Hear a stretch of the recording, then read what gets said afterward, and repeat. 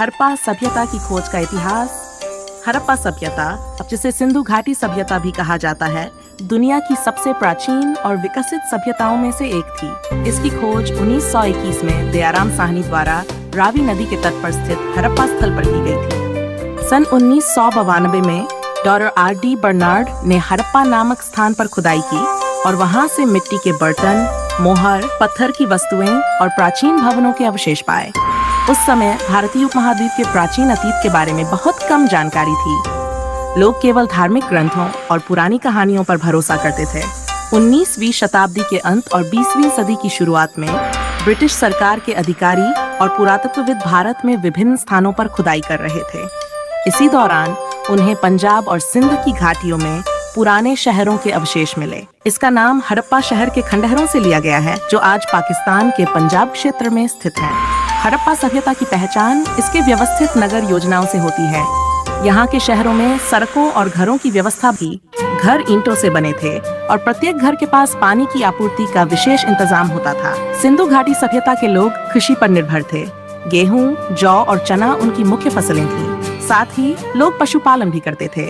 ये सभ्यता व्यापार और शिल्पकला में भी बहुत उन्नत थी। मिट्टी के बर्तन, मृदभांड और मूर्तियां इस सभ्यता की कला का उदाहरण हैं। 1982 में डॉक्टर राम सिंह भट्ट और उनके सहयोगी मोहनजोदड़ो की खोज के लिए पहुंचे। मोहनजोदड़ो सिंधु नदी के किनारे स्थित था। यहाँ उन्होंने बड़े बड़े शहर, मजबूत किले, घर और नालियों का पूरा नेटवर्क देखा। हड़प्पा और मोहनजोदड़ो के शहरों में गढ़वाली संरचना थी। शहरों में मुख्य सड़कें चौड़ी थीं और नाले पानी के लिए बनाए गए थे। हर घर में जल निकासी का विशेष इंतजाम था, जो उस समय की तकनीकी समझ को दर्शाता है। हड़प्पा सभ्यता के लोग लिखित भाषा में भी माहिर थे। उन्होंने छोटे छोटे प्रतीक और चिन्ह बनाए थे, जिन्हें हम आज भी पढ़ नहीं पाए हैं। इससे पता चलता है कि इस सभ्यता में प्रशासन और व्यापार के लिए लिखित प्रणाली का प्रयोग होता था। इस सभ्यता में कला और सांस्कृतिक जीवन बहुत समृद्ध था। मिट्टी और धातु से बने छोटे छोटे मूर्तिकला, गहने और खिलौने आज भी पाए जाते हैं। ये मूर्तियाँ इस बात का प्रमाण है कि हड़प्पा के लोग शिल्पकला में निपुण थे। ये साबित करता था कि उस समय के लोग बहुत संगठित और विकसित थे। हड़प्पा और मोहनजोदड़ो की खुदाई ने दुनिया को चौंका दिया। ये शहर इतने व्यवस्थित थे कि लोग सोच भी नहीं सकते थे कि यह सभ्यता हजारों साल पहले थी। घरों में बाथरूम, नालियों का जाल, बाजार और गोदाम तक थे। ये दर्शाता है कि यह सभ्यता कितनी उन्नत थी। 1925 और 1930 के बीच भारतीय और विदेशी पुरातत्वविदों ने हड़प्पा सभ्यता की खोजों को विस्तार से लिखा। उन्होंने देखा कि यहाँ की संस्कृति शांति, व्यापार, कला और विज्ञान में बहुत आगे थी। मोहर पर छपी छवियां और लिपि ने शोधकर्ताओं को भाषा और लेखन का ज्ञान दिया। इस सभ्यता के बारे में सबसे बड़ी खोज ये थी यहाँ के लोग खेती और व्यापार दोनों में कुशल थे। उन्होंने गेहूं, जौ और अन्य अनाज उगाए और नदियों के किनारे व्यापार के लिए बड़े शहर बनाए।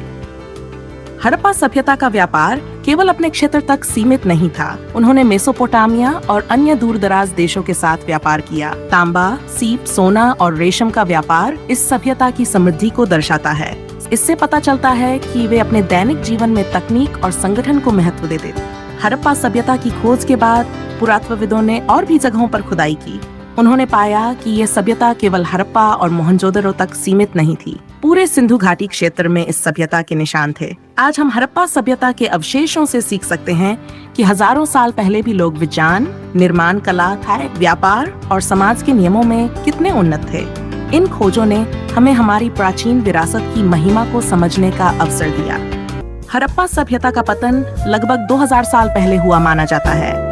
इसके कारण पूरी तरह स्पष्ट नहीं है। कुछ इतिहासकार मानते हैं कि प्राकृतिक आपदाएं जैसे बाढ़ या जलवायु परिवर्तन इसके मुख्य कारण रहे। कुछ अन्य मानते हैं कि आंतरिक संघर्ष और संसाधनों की कमी भी इसका कारण हो सकता है। आज हड़प्पा और मोहनजोदड़ो के खंडहर हमारे लिए इतिहास के महत्वपूर्ण सबक हैं। ये सभ्यता हमें ये सिखाती है कि सामाजिक व्यवस्था, तकनीक और कला का संतुलन एक सभ्यता की समृद्धि के लिए कितना आवश्यक है। हड़प्पा सभ्यता प्राचीन भारत की गौरवशाली धरोहर है। ये हमें हमारे पूर्वजों की बुद्धिमत्ता, संगठन क्षमता और सांस्कृतिक समृद्धि की याद दिलाती है। ये सभ्यता आज भी इतिहासकारों और साइंटिस्ट के लिए अध्ययन का महत्वपूर्ण विषय है। खेती, व्यापार, कला, धर्म, सामाजिक जीवन, ये सभ्यता हमें ये सिखाती है कि मानव जीवन में अनुशासन, संगठन और नवाचार का कितना महत्व है।